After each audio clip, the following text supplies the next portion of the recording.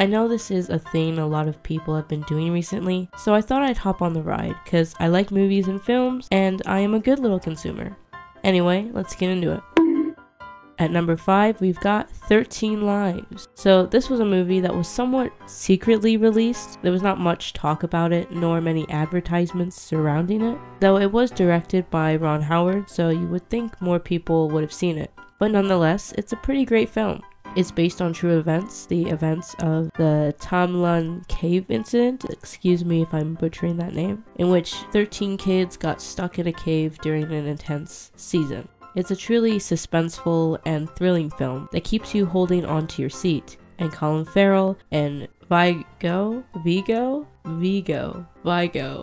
Mortensen, excuse me if I'm butchering that name, did absolutely phenomenal jobs.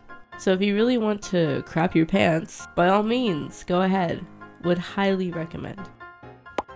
At number 4, we've got Top Gun Maverick.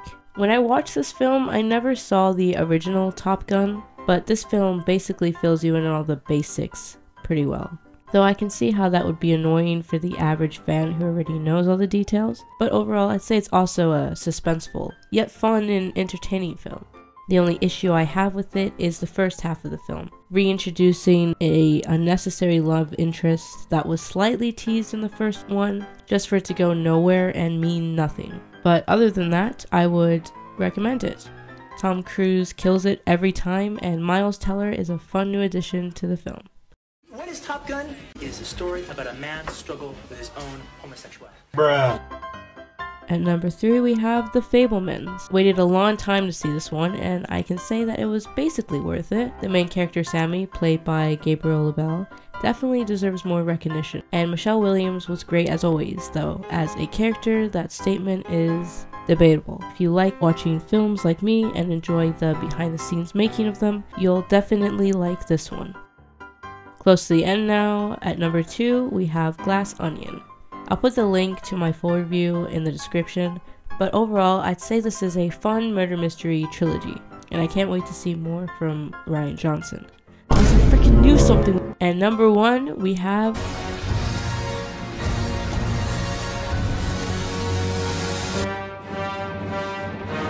call me classic, because I am, but the Batman has really stuck with me. The cinematography, lighting, and score are absolutely elite. And Robert Pattinson as Batman, who would have thought they would have gone so well together? And I like how they took a slightly different route and didn't just use Joker again as the main villain, but instead used Riddler. Riddler never gets recognition, so...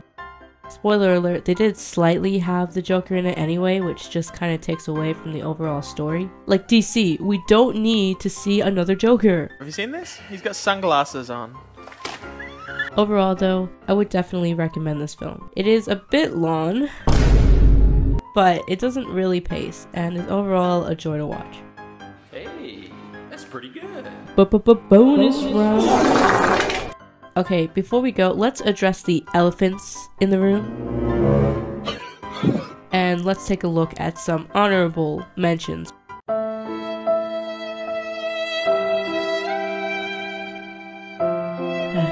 Maybe next year, buddies.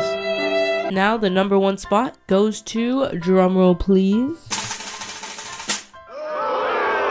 Yeah, I already know what you're thinking, hold your horses. I'm not mad at the film per se, more so just disappointed. I know, sue me. It just makes no logical sense. You're telling me it's straight up just about an old horny grandma who wishes she did more with her life and is jealous of the youth? Is this supposed to be some sort of social commentary? I have so many questions. And yes, Maya Goth and Jenna Ortega did an incredible job, and shout out to my boy Owen Campbell. But other than that, like, what was the point of this film? It was hardly scary and the plot sucked ass. Overall, a disappointment. And how they are seemingly turning this into a franchise is beneath me.